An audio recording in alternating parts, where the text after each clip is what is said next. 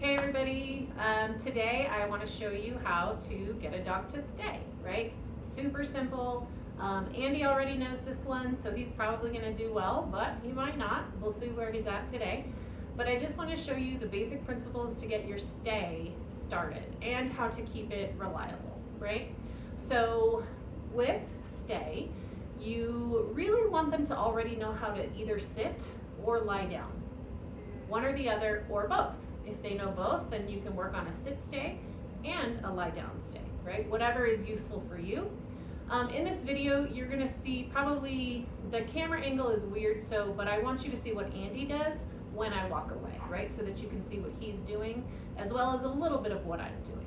But basically, when you do a stay, you want to first ask for the sit or the lie down. Andy is better at sit stay than he is at lie down stay. So I'm gonna test him today and see how he does. So basically first you ask for the sit, right?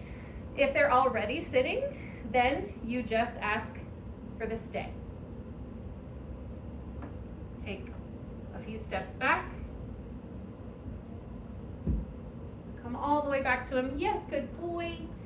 And then I give him his release, which for us is a sweep of my hands and the word free. That's his release. If your dog is struggling, right? Andy does well with stay. So if your dog doesn't even allow you to take a few steps back, right? Maybe you can only take half a step back. Maybe you can only take one step back. That's where I want you to start. And if they break from stay, then you're gonna just walk them right back to where they were, ask them to sit again or lie down, whatever they were doing, and go through it again.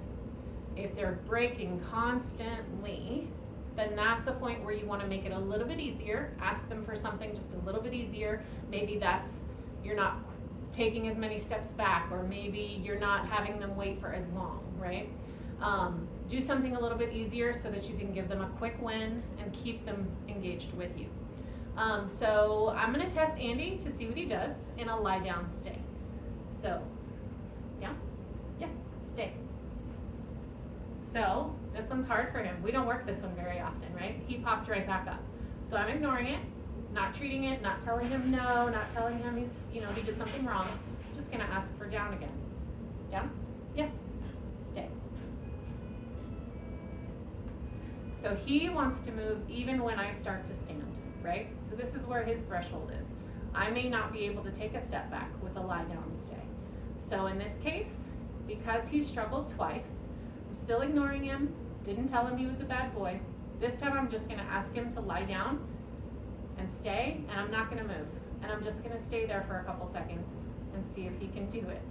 That was a stress yawn. This is hard for him, right? Yawns are a sign of stress, not necessarily bad stress, just that in this case, this is difficult. I'm not really sure what you want from me. Down, yes, stay.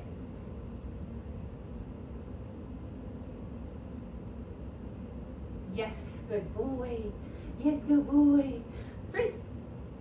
So now I've given him his cue that he can move around again. If he does, great. If he doesn't want to, that's also great. Now he's in a position where I can ask for the stay because he's already lying down, and I'm gonna see if I can take a step back this time. Stay.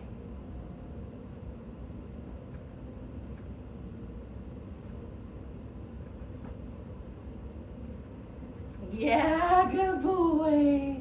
Very good. Good job. And when they succeed after doing something well that's hard for them, make their reward big, right? So I gave him all the rest of the treats that I had, and praising him big and petting him a lot. So he did really well. Again, your dog is going to be at a different threshold maybe every day. So maybe, in the beginning, I had to stay right here and couldn't even stand up. But then he's like, oh, I know what she wants me to do, right? And that's what you're gonna kind of see, is when you ignore what you don't wanna see and you reward what you do wanna see, they're gonna start putting the pieces together. Some dogs faster than others, right? Some dogs slower than others, but they will start to put the pieces together and it will start falling into place.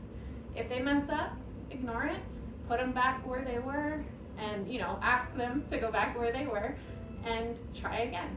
And if they continue to mess up, make it a little easier. Just like I tried with Andy twice to stand up, he couldn't do it. So I just stayed where I was and had him stay just like that for a couple seconds without me moving, and he did it. And then he decided, oh, I know what she wants, and that's why I was able to walk away the next time, right? He already knows stay though, so your progress might be a little bit slower if your dog doesn't already know stay. But sometimes you can work these things out in one session. Sometimes it takes multiple sessions. It just kind of depends on your dog. If you have questions, let me know. Drop them below. Let me know what you want to work on, and I'm happy to work it with Andy. Have a great day.